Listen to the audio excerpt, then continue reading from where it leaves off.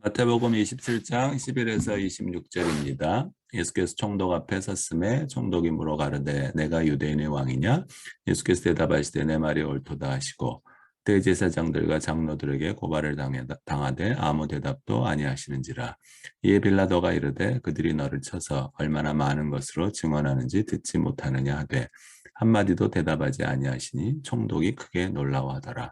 명절이 되면 총독이 무리 청원대로 죄수 한 사람을 놓아주는 전례가 있더니 그때 바라바라 하는 유명한 죄수가 있는데 그들이 모였을 때 빌라도가 물어 이르되 너희는 내가 누구를 너희에게 놓아주기를 원하느냐 바라바냐 그리스도라 하는 예수냐 하니 이는 그가 그들의 시기로 예수를 넘겨준 줄 알미더라. 총독이 재판석에 앉았을 때 그의 아내가 사람을 보내어 이르되 저 옳은 사람에게 아무 상관도 하지 마옵소서. 오늘 꿈에 내가 그 사람으로 인하여 애를 많이 태웠나이다 하더라. 대제사장들과 장로들이 무리를 권하여 바라바를 달라 하게 하고 예수를 죽이자 하게 하였더니 총독이 대답하여 이르되 둘 중에 누구를 너희에게 놓아주기를 원하느냐 이르되 바라바로소이다. 빌라도가 이르되 그러면 그리스도라 하는 예수를 내가 어떻게 하랴. 그들이 다 이르되 십자가에 못 박혀야 하겠나이다. 빌라도가 이르되 어찌미냐 무슨 악한 일을 하였느냐. 그들이 더욱 소리질러 이르되 십자가에 못 박혀야 하겠나이다 하는지라.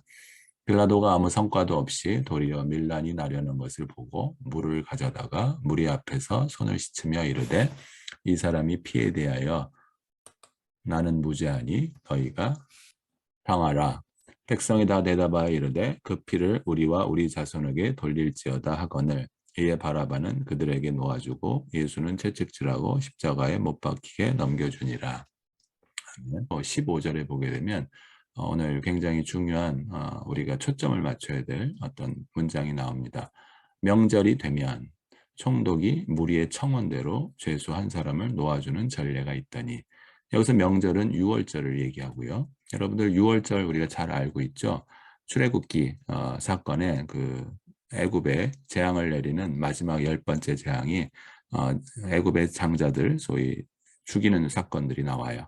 그럴 때 하나님께서 이스라엘 백성들에게 문설주에 피를 발라라. 그리하면 그 죽음이 넘어서리라 하면서 그 피를 바른 그 집은 넘어서리라 하는, 그래서 이스라엘 백성이 보호받고 구원받는 사건이 바로 하나님의 놀라운 은혜로 그 피로 구원받는, 소위 유월절이 예수님의 피로 구원받는 이 의미랑 똑같은 의미인데 이 의미 때문에 유월절이 되면 죄수 한 사람을 놓아주는 전례가 이 유대인들에게 있습니다. 그래서 총독이 무리의 청원대로 죄수 한 사람을 놓아주는 전례가 있어서 무죄하다고 생각되는 예수를 놓아주고 싶은 마음에, 그러면서 24절에 아주 재미있는 표현이 있습니다. 빌라도가 밀란이 나는 것을 두려워하여서 예수를 결국은 죽여야 되겠다라고 명령을 내리기 전에 자기가 책임을 지기 싫어하는 마음에서 예수의 죽음은 이 피에 대해서, 예수의 죽음에 대해서 나는 죄가 없다 하면서 무리 앞에서 물로 손을 씻는 장면이 나옵니다. 오늘의 또 그 하이라이트인 바라바는 그들에게 놓아주고 예수는 십자가에 못 박히게 넘겨주니라, 이런 부분이 있습니다. 성경을 우리가 이해하고 있는 상태에서 유명한 죄인인 바라바가 하나님의 약속의, 구원의 약속의 하이라이트인 유월절에 바라바 대신 십자가에 못 박히는 이 사건이 바로 하나님의 놀라운 은혜를 표현하는 사건이라는 것을 오늘 표현하고 싶습니다. 하나님의 은혜는 굉장히 어찌 보면 설명하기 쉽고요. 또 어찌 보면 설명하기가 어려운 부분이 있어요. 조금 쉽게 얘기하면 우리가 이렇게 숨을 쉬고, 지금 저도 설교라고 말씀을 이렇게 설명하고 있는 어떤 이렇게 근육을 움직이고 있잖아요. 입을 움직이고 또 생각을 하면서 뇌가 막 작동이 되고 하는 것이 과연 내가 능력이 굉장히 뛰어나서 내가 스스로 할 수 있는 것인가, 이렇게 생각을 해보게 되면 꼭 그렇지 않다라는 생각을 하면서 이것이 내 능력 밖의 것이 나에게 지배가 됐을 때, 나에게 왔을 때 내가 이런 것을 할 수 있겠구나 하면서 그것이 바로 어떤 하나님의 은혜 안에 있지 않을까, 이런 표현을 하는 사람들이 이제 우리 그리스도인들입니다. 그래서 이 하나님의 은혜를 이렇게 숨을 쉬는 거, 말하는 거, 음식을 삼키는 거, 이런 것조차도 우리의 능력으로 할 수 없음을 깨닫는데 하물며 하나님의 은혜를 특별하게 경험할 수 있는 어, 하나님의 자녀다. 또 하나님의 소위 구원이다. 이런 부분을 우리가 경험하기 위해서는 내가 무능하다. 내가 무력하다. 내 스스로는 해결할 수 없다라는 생각을 가지는 어떤 인식의 전환이 필요합니다.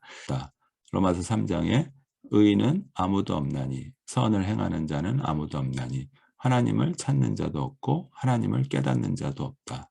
이 부분을 기억하는 것, 그것이 우리가 하나님의 은혜를 경험할 수 있는 놀라운 선물이라는 겁니다.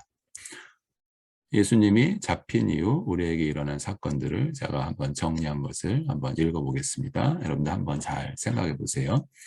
예수님이 잡혔다는 소식을 듣고 예수님을 3번 부인하는 수제자 베드로가 앞에 나옵니다. 그 다음에 두 번째, 예수님을 은 30에 팔아넘긴 제자 가룟 유다가 나옵니다. 이 가룟 유다는 예수님이 자기가 생각하는 구원자라고 생각을 안 했고, 그러다 보니까 이것을 소위 종교 지도자한테 은 30냥을 받고 팔아넘겼어요. 그래서 예수님이 이제 소위 옥에 갇히게 되는 사건이 일어나게 됐는데, 그러고 나서 자기가 생각해 보니까 예수님이 죄를 어떤 지은 것 같지 않다라는 생각이 강해서 무고한 피를 자기가 팔았다라고 생각하면서 자기가 죄를 범했다라고 생각해요. 무고한 자를 팔아넘겼으니까. 그러면서 엄청난 자책을 하면서 자기한테 책임감을 돌리는 게 자책이죠. 그 자책을 하면서 자기가 책임지겠다는 자세로 목매어 자결을 하는 자세가 장면이 나옵니다. 이 장면도 굉장히 우리의 영적인 어떤 모습으로도 연결될 수 있어요. 그다음에 세 번째 총독 빌라도가 나오는데 빌라도가 뭐라고 얘기하냐면 물로 손을 씻으며 나는 무죄하다. 나는 죄가 없다. 그리고 나는 이 사람의 피, 이 사람의 죽음에 대해서 나는 죄가 없다라고 선언을 하는 총독 빌라도의 선언, 그 언급이 굉장히 우리에게 주는 시사점이 있습니다. 우리가 과연 예수님의 죽음에 대해서 예수님을 믿고 있다라고 하는 사람들 중에서 그리스도인 중에서 나는 예수님의 죽음과 무관하다라고 한다면 그거는 그리스도인이라고 하기는 굉장히 어렵죠. 그리스도인이 아니죠. 그리스도인이라는 것은 예수님이 십자가에서 죽으심이 나 때문에 그러한 것이고 그 죽음을 통해서 내가 소위 유죄함에서 무죄함으로 선언되는 것이 하나님으로부터 은총을 입는다는 사건을 그 사실을 아는 사람만이 우리가 그리스도인이라고 우리가 조금 본질적으로 설명할 수 있는 부분이 있어요. 그래서 총독 빌라도가 나는 무죄하다 이런 부분이 대부분의 하나님을 떠난 사람들, 하나님을 모르는 사람들, 하나님을 믿는다고는 하지만 예수의 십자가 사건이 도대체 무슨 의미가 있는지, 나와 무슨 관계가 있는지를 전혀 알려고 하지 않고 알려고 해도 잘 무슨 말인지 아직 잘 안 깨달아질 때는 늘 총독 빌라도처럼 말을 합니다. 나는 무죄하다. 또 네 번째, 우리가 그 종교, 하나님을 섬긴다고는 하지만 하나님의 말씀을 생명으로 받지 아니하고 하나님의 말씀을 자기가 율법으로 받아들인 사람들이 하는 행동들은 늘 자신이 하나님의 위치에 있어야 되기 때문에 자기의 위치를 방해하거나 자기의 위치에 위협이 되는 어떠한 세력들은 다 없애거나 죽이려고 하는 것이 있습니다. 이 네 명의 이 모든 그룹들이 다 우리 인간 군상의 모습들이에요. 그 다음에 다섯 번째도 마찬가지로 죄인 드디어 바라바가 나오는데 이것도 우리의 모습입니다. 이 모습은 유명한 죄인이라고 돼 있어요. 독립군의 어떤 투사다, 대장이다 이런 말도 있고요. 그리고 또 살인자다, 강도다 이런 말도 있습니다.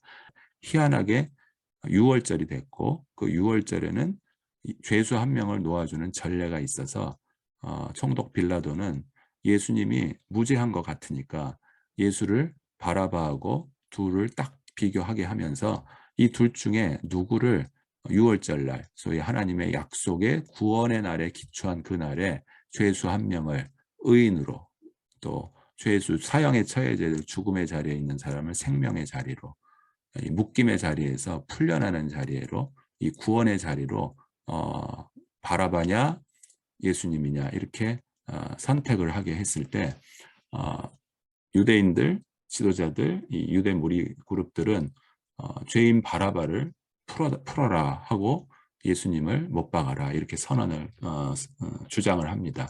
이것이 바로 죄인 바라바가 6월절 날 영문도 모른 채 죽음의 자리에서 자유의 몸이 되는 이 사건이 놀라운 하나님의 은혜라는 것을 오늘 말씀을 통해서 함께 나누려고 하는 하이라이트입니다. 그래서 이 죄인 바라바가 바로 아버지의 아들이란 뜻이 있다라는 게 또 절묘한 것 같고요. 예수님은 뭐 하나님의 아들, 또 예수님은 바로 하나님이시잖아요. 그래서 하나님이 대신 우리의 죄를 대신 지고 십자가에 못 박히시고, 우리는 죄인됨에서 영문도 모른 채 죽음의 자리에서 자유의 몸이 되었어요, 이미.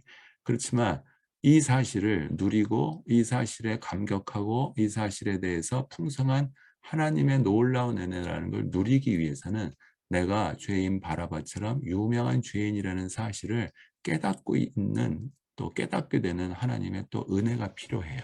이 부분을 우리가 간절히 기도하는 하나님의 놀라운 은혜가 있기를 바랍니다.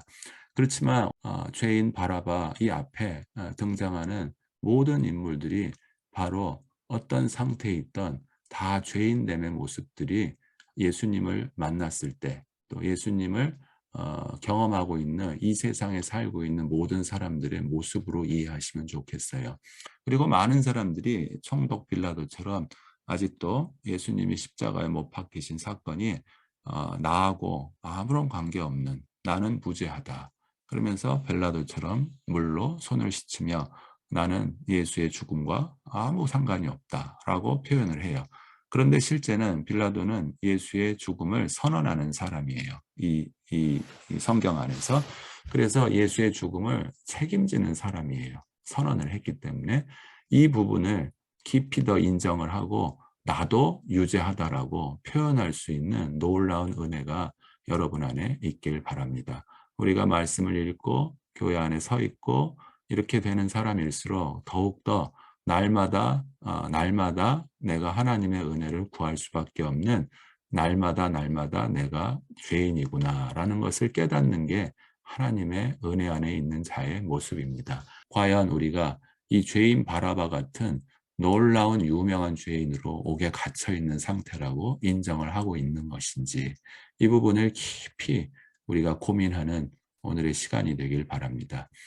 그리고 최종적으로 6월절 날 하나님이 약속하신 그날에 무죄한 하나님이신 예수님이 옷이 벗겨지고 채찍질 당하고 십자가에 못 박히신, 그래서 우리가 하나님의 놀라운 구원의 은혜를 누리게 되는 놀라운 복음이 지금 오늘 이 자리에 떨어졌고, 우리는 그것을 감사하며 우리에게 일어난 사건임을 기억하고 묵상하는, 또 그래서 그것을 하나님의 은혜를 많이 생각해 보는 시간이 여러분들 오늘 있길 간절히 기도드립니다.